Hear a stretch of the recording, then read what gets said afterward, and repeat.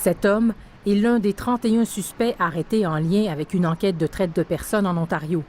Les victimes, toutes des femmes dans la vingtaine et la trentaine, auraient été exploitées sexuellement. Ces victimes ont subi des agressions sexuelles et toutes sortes d'autres gestes dégradants alors qu'elles étaient sous le joug de ces criminels violents, explique le chef adjoint de la police régionale de York.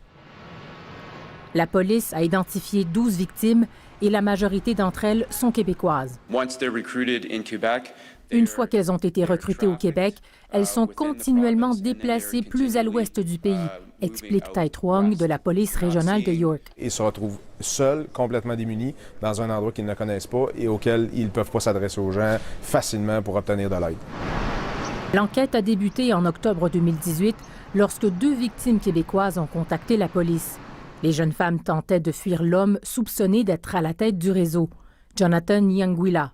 Le travail de corps policiers ontariens et de l'équipe intégrée de lutte contre le proxénétisme du Québec ont permis de démanteler le réseau. Je suis tombée bien bas à un moment donné. Ces arrestations rappellent de mauvais souvenirs à Marjolaine Aubé, dont la fille a été victime d'exploitation sexuelle.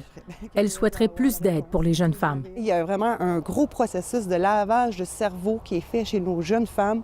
Et ça, à ce jour, je connais rien qui les pas de programme, pas rien qui les déprogramme de ça. Il y a différentes initiatives un peu partout au Québec. Il y a tout de même eu du progrès, selon ce chercheur de l'Institut universitaire Jeunes en difficulté. Chaque milieu faisait des initiatives, mais rares étaient ceux qui étaient capables de se parler et d'avoir une bonne intervention coordonnée. On essaie de trouver une seule et même réponse cohérente pour justement offrir la meilleure réponse possible à ces jeunes-là.